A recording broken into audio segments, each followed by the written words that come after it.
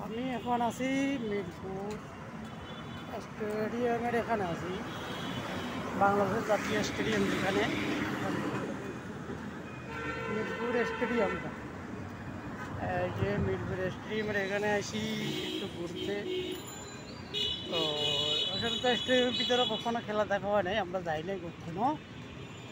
তবে এখানে আইসি একটু ঘুরবের লেগে আইসি, আজকে ঘোরাফেরা করার জন্য আইসি।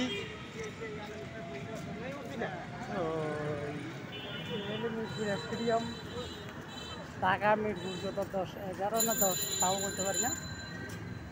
যে বাংলাদেশের ভিতরে রিক্সা, প্রাইভেট কার, তারপরে হলো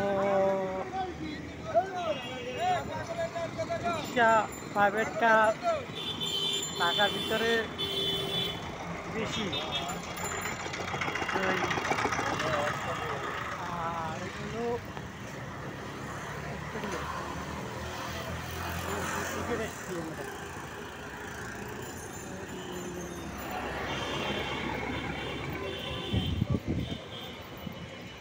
আমি আসলে কখনো যাইনি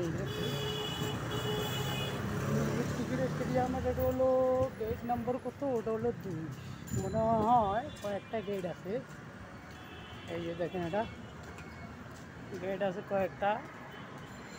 তো আমি আসলে আমরা তো কখনো স্টেডিয়ামে যাই খেলা দেখি নাই, বিশেষ করে দেশে আসা হওয়া নাই।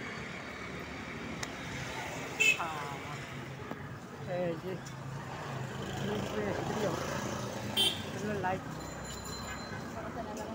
এটা হলো লাইট, যে লাইট এগুলো হয়।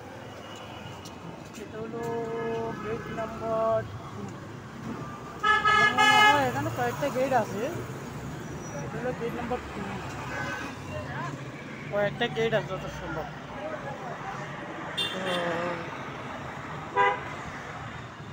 আমি কখনো আমরা স্টেডিয়ামে যারা দেশে আছে তারা অবশ্যই খেলা দেখছি বা খেলা দেখি।